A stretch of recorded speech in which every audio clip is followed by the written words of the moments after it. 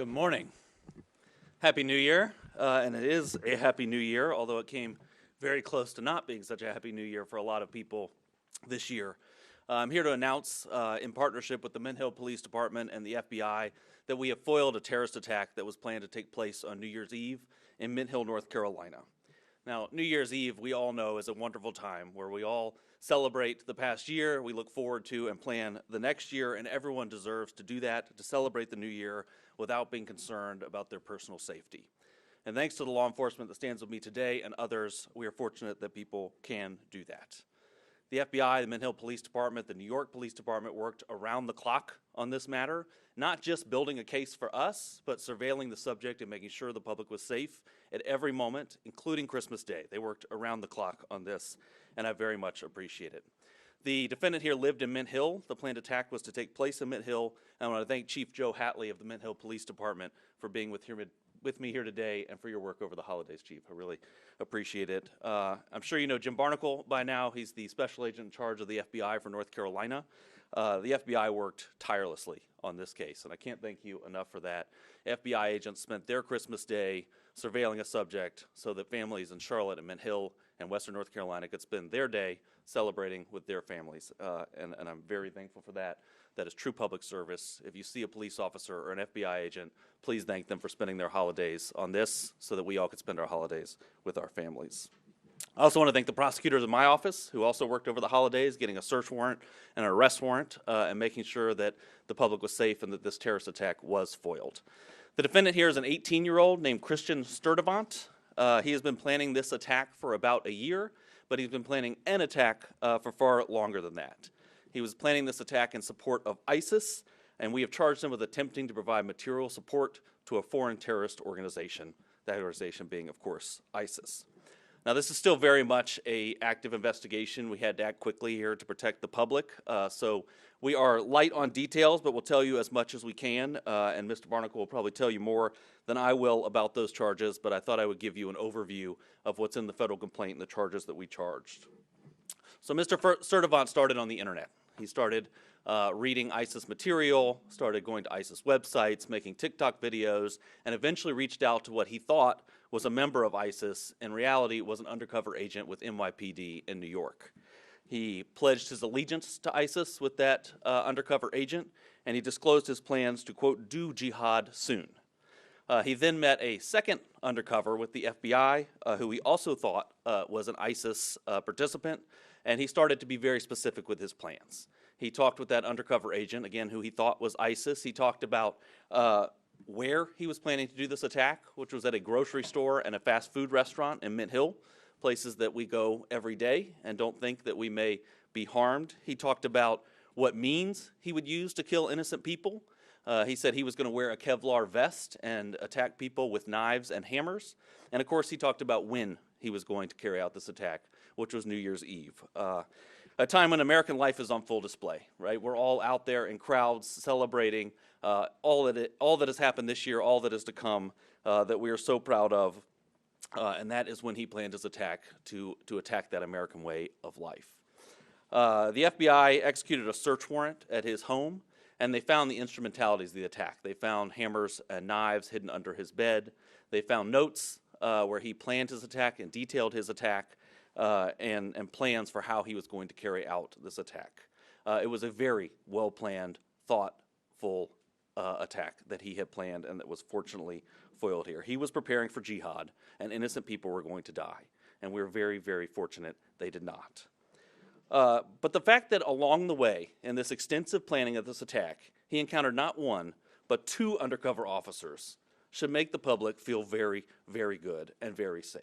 Because law enforcement is out there every day, and we know they have a lot to do.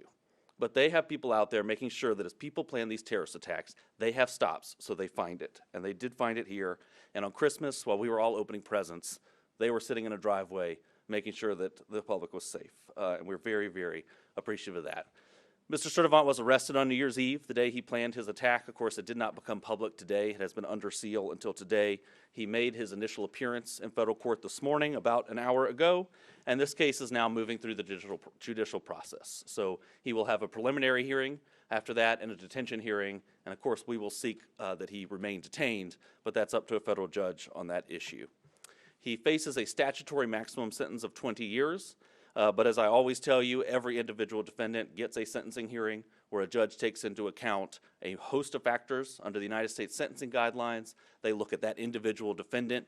The judge, he or she, looks at that individual defendant and makes a decision on sentencing, so we don't know what the ultimate sentence will be here. Originally, and I think it is notable, as part of their efforts, the FBI took Mr. Sturdivant to a state magistrate judge to try to have him involuntarily committed. And that was because he had threatened not only other people's lives, but in the process said that he planned to die by a policeman shooting him. So he had threatened other people's lives and self-harm, but the state magistrate judge denied involuntary commitment. Fortunately, the FBI did not give up then and continued to build a federal case and get the evidence they needed to charge him and detain him and keep everyone safe on New Year's Eve. And I'm very, very thankful for that because countless lives were saved here. On New Year's Eve, everyone is at the grocery store. We're all buying the things we need to celebrate, and we could have had a significant loss of life and significant injury here. So we will be here at the federal level dedicated to making sure the public is safe like we were in this case.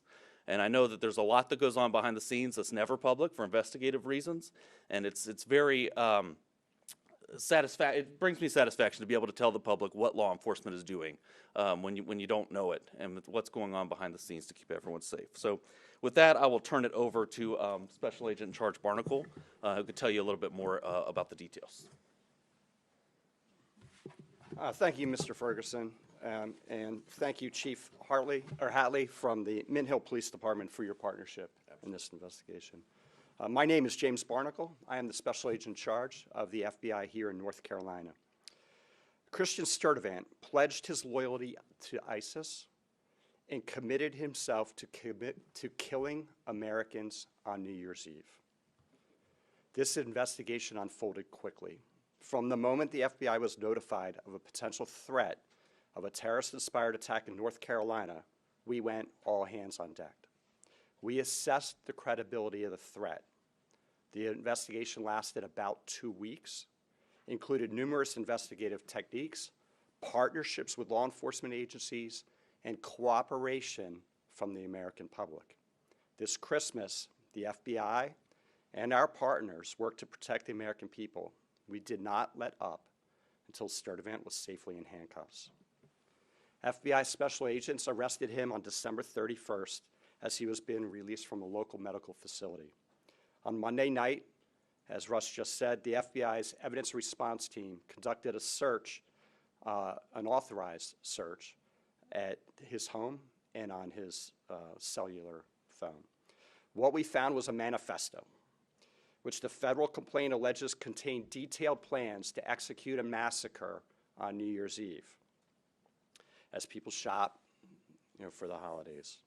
Without the swift action of the FBI Joint Terrorism Task Force, New York City Police Department, the Mint Hill Police Department, and our partners at the United States Attorney's Office for the Western District of North Carolina, we could be announcing a national tragedy.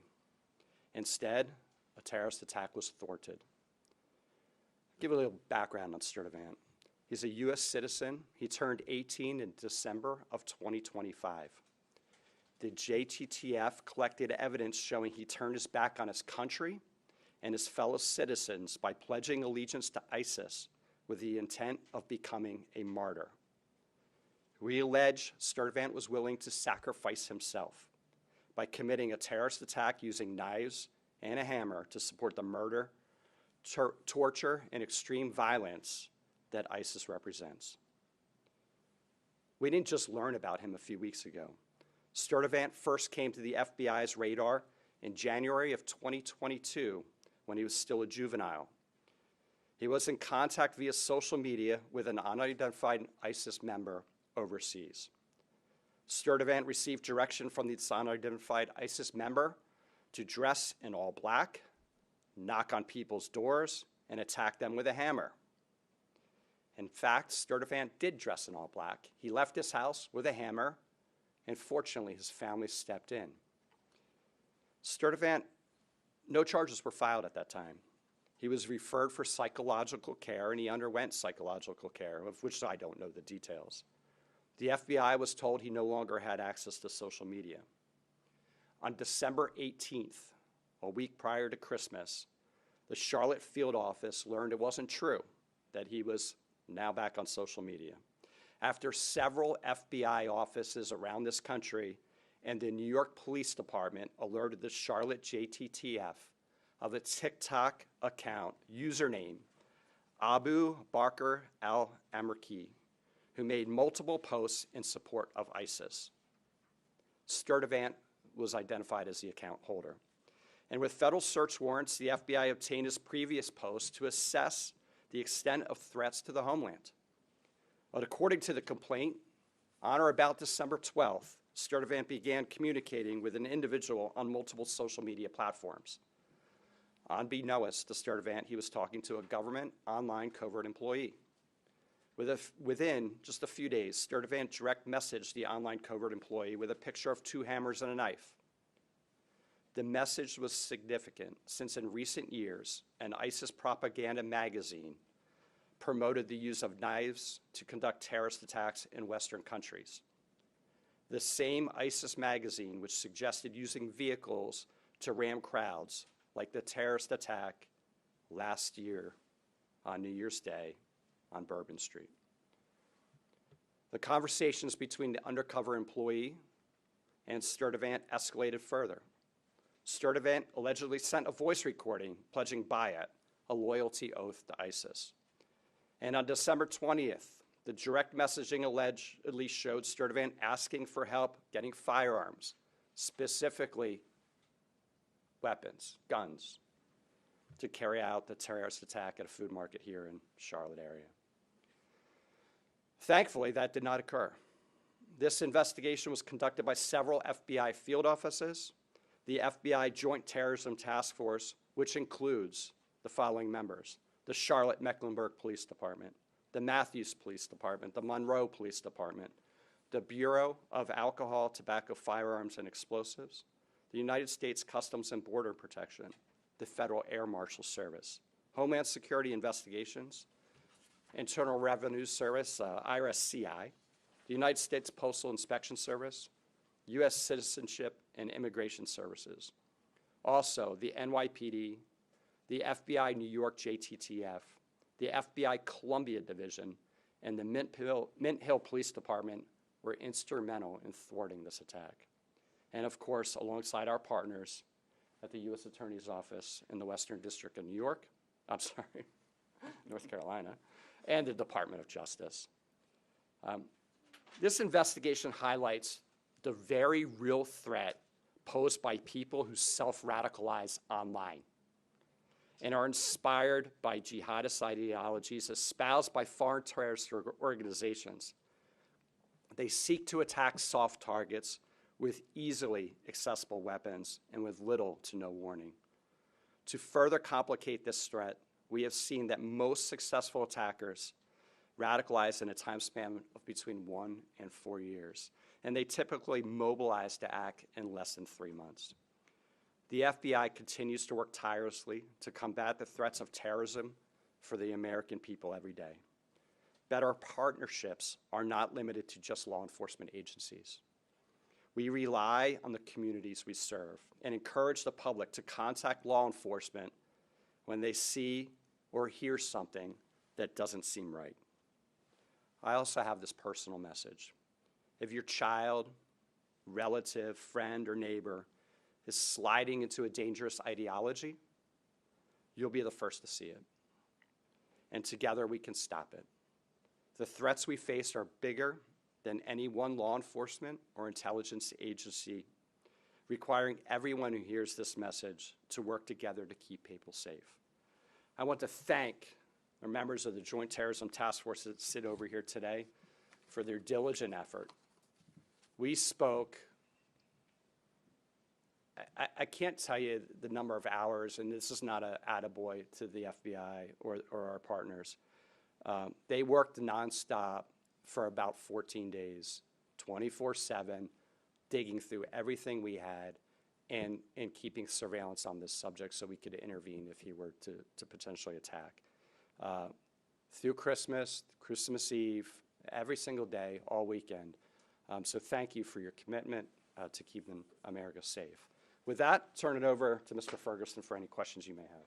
Well, thank you, and let me reiterate my thanks to the Joint Terrorism Task Force, to the Mint Hill Police Department, and of course to the prosecutors in my office who worked on this. So, Jennifer, yeah. Jennifer with Special News, North Carolina.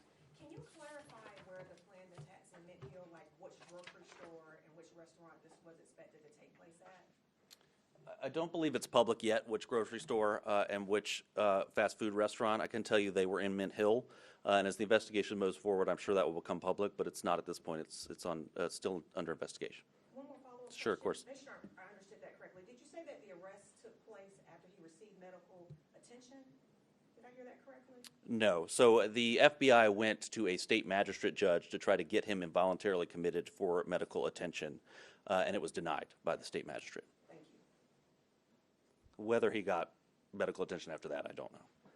Yes. Hi, Joe Murdoch Jim. from Charlotte Observer. I was wondering, why did the judge, magistrate, deny?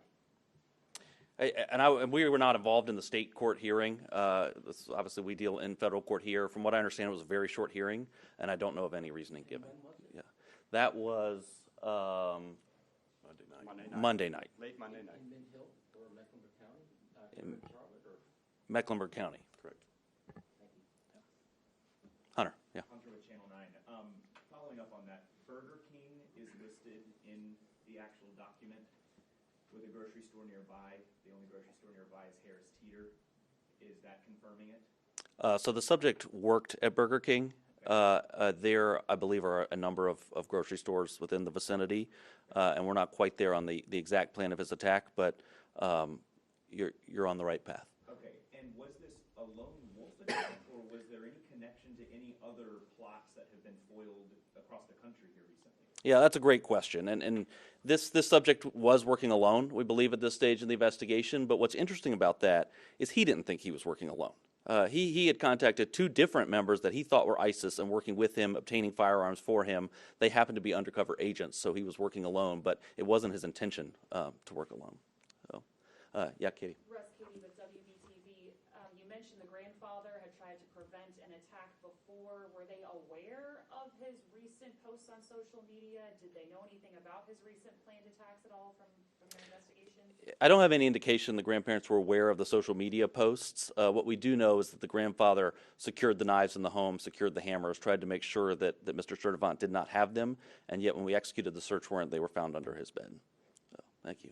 Jen. Jen Cordell from Twin City News. Just wondering if the grandparents are going to be facing anything or if they're cooperating with you on this. Obviously, they knew something was up, but did they do enough to be okay? That's a great question. The grandparents have been interviewed, and our investigation's ongoing, and we'll see where it goes. But right now, and especially in the very urgent part of this, we've been focused on Mr. Sturdivant. Hunter, yeah.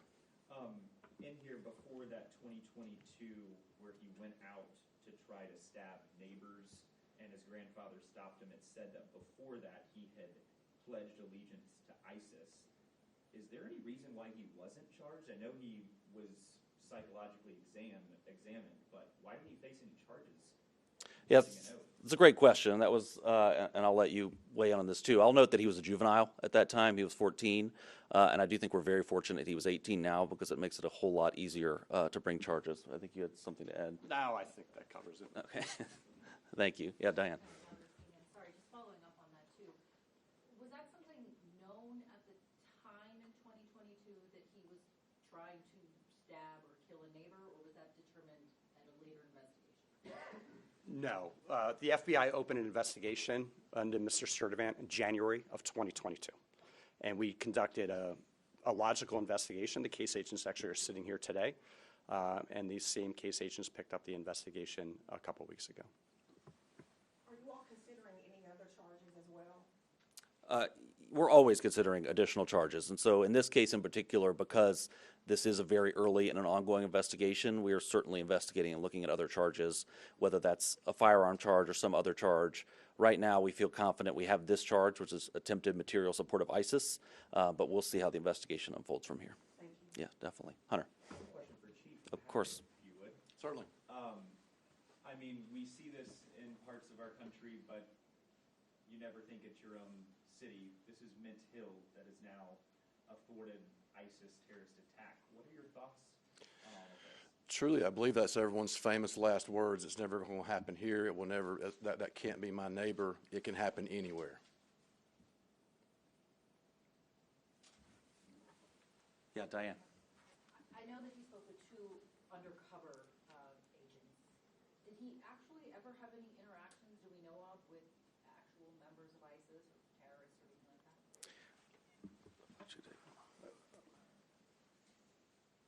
He was a prolific poster in social media, and he also went into various social media chat rooms and engaged with other people. We are leaving no stone unturned here. Our investigation is not over at all. We are looking to find out if there are any associates, if there are any friends, if there are any people he were working with, whether it's domestically here in the United States or overseas. We have ruled out additional threats from him in the United States. We are communicating with domestic and international partners for potential other avenues of investigation. Russ, Yeah, KGAN, Katie. we just saw that thwarted attack in Seattle as well. Should we be concerned about this becoming a persistent problem in the Western District of North Carolina? I sure hope not. I mean, I think that we should feel comfort that the FBI was there and that this defendant not only encountered one undercover agent, but encountered two, one with NYPD and one with the FBI, which I think shows you what's going on behind the scenes to protect the public. Of course, everyone should be vigilant. You know, we all know the adage, if you see something, say something, which seems kind of ridiculous at this point, but it remains true. It's little things that sometimes bring these things to the attention of law enforcement, so I hope people will do that. And like Mr. Barnacle said, in situations like this, it's really family. It's family, and monitoring, especially your children's online presence, where this defendant was on TikTok in chat rooms communicating with people. So remain vigilant, but I think go to sleep feeling safe at night because law enforcement is there doing their job. And just one more follow-up Yeah. question. Historically, we have seen this targeting New Year's Eve events like we saw on Bourbon Street. We just finished the Truist Field celebrations.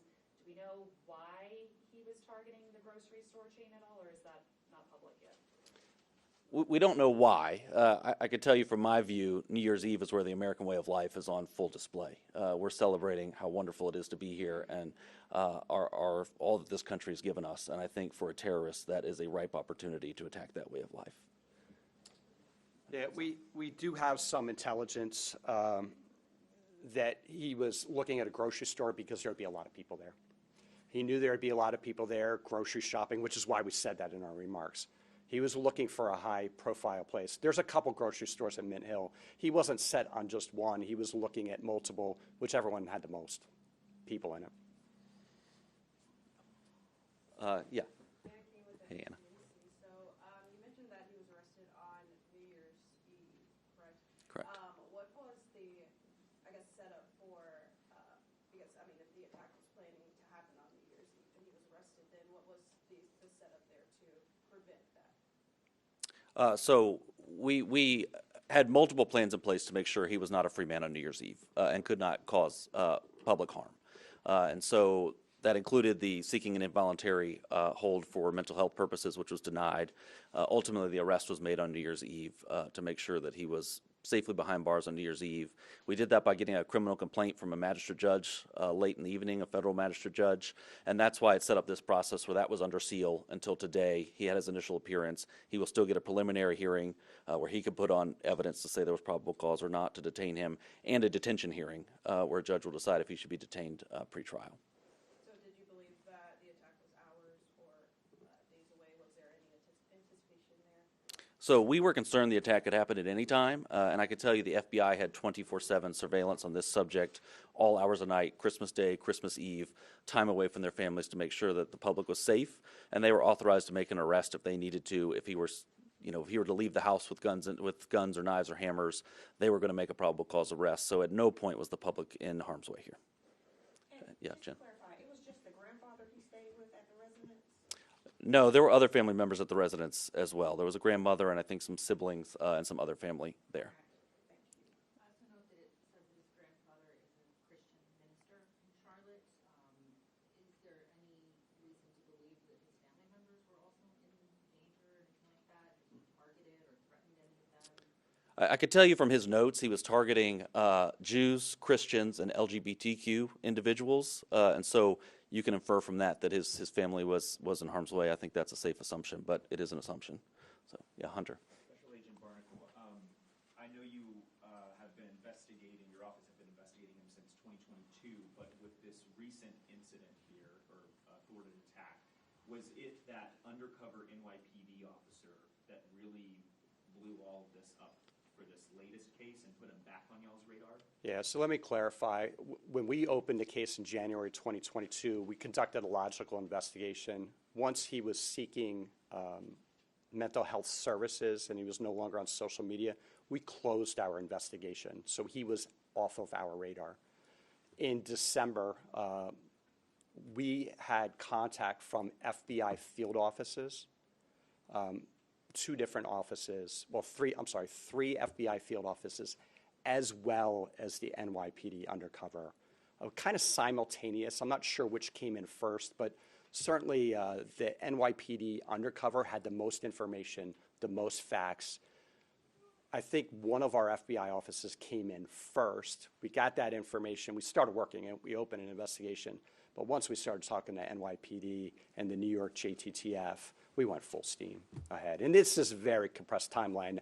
I want to say the FBI Washington field office reached out to us at night, and then the following morning we had that call with NYPD. Can you just speak to what you can, how difficult this is to pull this off and thwart an attack like this? Well, the FBI deals with threats every single day. Here in North Carolina, we get hundreds of viable or credible threats to life.